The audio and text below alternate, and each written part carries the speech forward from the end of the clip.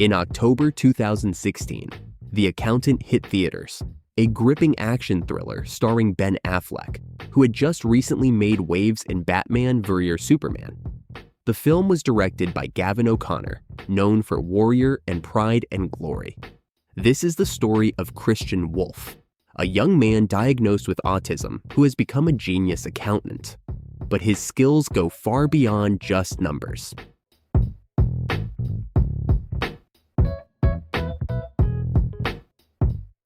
The movie opens with a flashback, a moment from the past that will unfold as the story progresses, giving us key insights into this pivotal scene.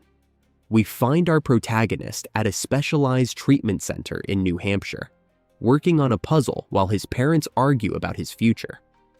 The doctors recommend institutionalizing him, but his father, a strict military man, refuses. He believes Christian needs to face challenges head-on and adapt to a normal life. As Christian struggles with frustration over the incomplete puzzle, his brother sits across from him. A young girl hands him the missing piece, an act that seems small but will prove significant later. And to highlight his brilliance, we see that he was solving the puzzle upside down. Now, we jump forward in time. Christian has grown up to be an accountant, running a modest office where he helps a struggling married couple with their finances. As he works, he keeps an eye on a security feed showing a trailer parked nearby.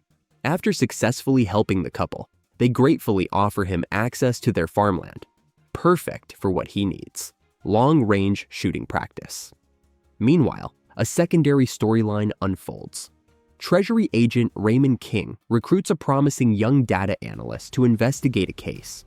She is forced to cooperate and keep it confidential due to her own hidden past, which she omitted from her job application. Her mission? To uncover the true identity of a shadowy figure known only by the alias Lewis Carroll, a man who has worked with the world's most dangerous criminal organizations and always remains untouchable. There are no clear photos of him, and his identity remains a mystery. Back to Christian's life, structured, methodical, and highly disciplined. His strict routine and medication allow him to function in society, though he leads a solitary existence. A flashback reveals a painful childhood memory: his mother abandoning the family on Christmas. The moment devastates him. What initially seemed like a harsh, unfeeling father now begins to take on a different light. Christian arrives at a storage facility where he keeps a secret second home, inside the trailer he's been monitoring. It's filled with everything valuable to him: priceless artwork, stacks of cash, gold bars, jewelry, firearms, comic books, and more. As he rests, we're taken into another flashback. This time, he's in prison, where he befriends a man who testified against a dangerous Italian crime syndicate. The man has invaluable knowledge about the mafia's fraudulent financial operations. Trusting Christian's incredible memory, he shares every detail with him. Then, a mysterious female voice reaches out to Christian. She's the one who connects him to his real jobs, because his accounting practice is just a cover. His next assignment? Auditing a high-profile company specializing in robotic prosthetics, Living Robotics. As we follow Medina's investigation, arguably the most unnecessary character in the plot, she manages to uncover only one clue. The alias is somehow linked to mathematics. Meanwhile, Christian arrives at the company, where his hiring is overseen by Rita, the owner's sister, and Ed Chilton, the CFO. His task? To track down a financial discrepancy in the company's records. The necessary documents for the audit have been prepared by Dana Cummings, the accountant who first reported the irregularity. Though initially put off by Christian's cold demeanor, Dana slowly starts to warm up to him, and a sense of trust begins to form between them. Now, the film's villain makes his entrance. A mysterious man approaches a stockbroker who exploits manipulations in the stocks of Living Robotics. At the same time, another puzzle piece from the opening scene falls into place. Medina receives a video showing a single man effortlessly taking down an entire mafia crew, executing their boss without hesitation. Back to Christian. The prodigy accountant works his magic. In just one night, he analyzes a decade's worth of financial records and uncovers the missing money, $61 million. Excited by the discovery, he eagerly shares the news with Dana, who is left in awe of his abilities. That same night, the hitman breaks into the CFO's home, forcing him to take his own life in exchange for sparing his family. The next day, the audit is abruptly shut down. Christian is paid for his services and asked to leave. Not being able to finish his work deeply unsettles him, throwing off his entire routine and affecting him emotionally, just as we saw happen when he was a child. Another flashback, we see Christian and his brother undergoing intense, almost brutal training at the hands of their father. Back in the present, the hitmen track Christian to the farm owned by the couple from earlier. But numbers aren't his only skill.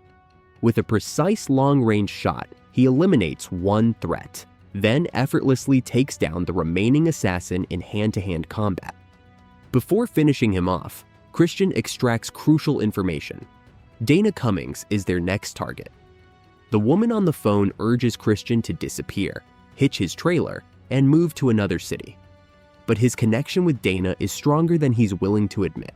Instead, he asks for her address. Arriving just in time, he rescues her, and we see just how ruthless he can be when provoked. They take refuge in a hotel, where Christian starts digging deeper into what's really going on. But when he goes to Rita's house, it's already too late. The hitmen got there first. Meanwhile, Medina's half-baked investigation is presented with overly dramatic music, though in reality, she's just Googling names.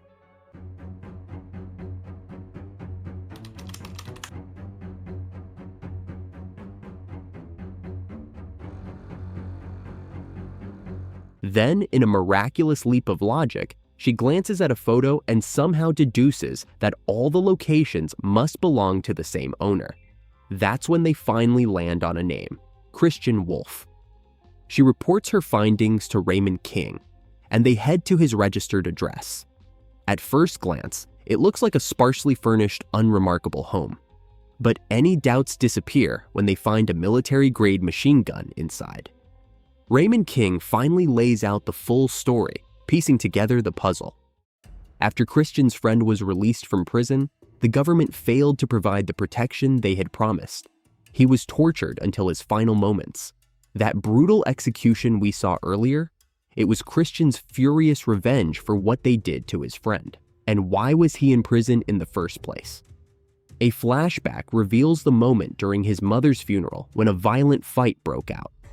Christian, alongside his father, ended up injuring several men, while his father was tragically killed. Christian was handcuffed and forced to watch as his father lay lifeless on the ground. While King was leading the investigation, he was almost eliminated by Christian himself. But in a surprising turn, they ended up forming an anonymous, off-the-record arrangement. Christian would call him with crucial information that helped crack cases. That's why Medina was chosen to replace King when he retired. Although she initially refuses due to Christian's violent methods, she ultimately has no choice but to accept. Now we arrive at the final act. The mansion of Lamar, the owner of Living Robotics, is heavily guarded by a squad of mercenaries, but Christian arrives, determined to finish the job. One by one, he eliminates the guards with ruthless efficiency. Then, he reaches the head enforcer. As they fight, a shocking revelation unfolds. The deadly hitman is none other than his long-lost brother, Braxton. The battle pauses for a moment as they exchange heated words, their resentment boiling over, especially about what happened the day their mother left them. But despite Braxton's skills, Christian proves to be far superior, easily overpowering him.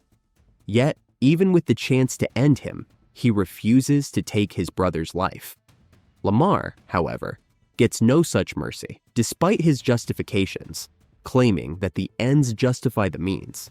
Christian knows he is responsible for countless deaths, and without hesitation, he takes him out. Medina officially accepts her role as King's replacement at the Treasury Department.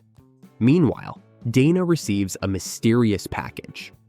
Inside, she finds a framed painting, dogs playing poker. But as she takes a closer look, she realizes it's actually a genuine Jackson Pollock, the same one that had caught her attention in Christian's trailer. In the final scene, a family visits the Harbor Neuroscience Facility, where they meet Justine, the same girl from Christian's childhood. Unable to speak, she uses an advanced computer system to communicate. Shall we chat? That's when we learn the truth. She has been the mysterious voice guiding Christian all along. As for Christian, he's already on the move. Driving his truck, trailer in tow, he heads toward a new destination. And with that, the movie comes to an end.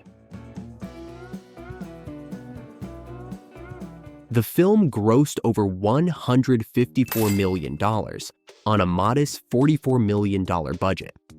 Audience reception was generally positive, with ratings well above average, approaching 80% approval. Ben Affleck's performance was widely praised, benefiting from a plot that perfectly balances thriller elements with intense action sequences. The fight scenes? Gritty, realistic, and imposing, almost Bruce Wayne-esque. That said, the secondary storyline feels entirely unnecessary to the main plot's progression. However, it looks like it'll play a bigger role in the sequel. Some negative reviews pointed out that revealing the full backstory before the final showdown at the mansion disconnects the audience a bit, making the climax feel somewhat anticlimactic. Now, on to the sequel. The trailer for The Accountant teases an action-packed follow-up, where Medina teams up with Christian and his brother Braxton to investigate the mysterious death of Raymond King. From what we've seen, it looks like this sequel will ramp up the action. And Christian Wolf might even have more dialogue this time around. If you enjoyed this breakdown and can't wait for part 2, make sure to subscribe and hit that like button. See you in the next video.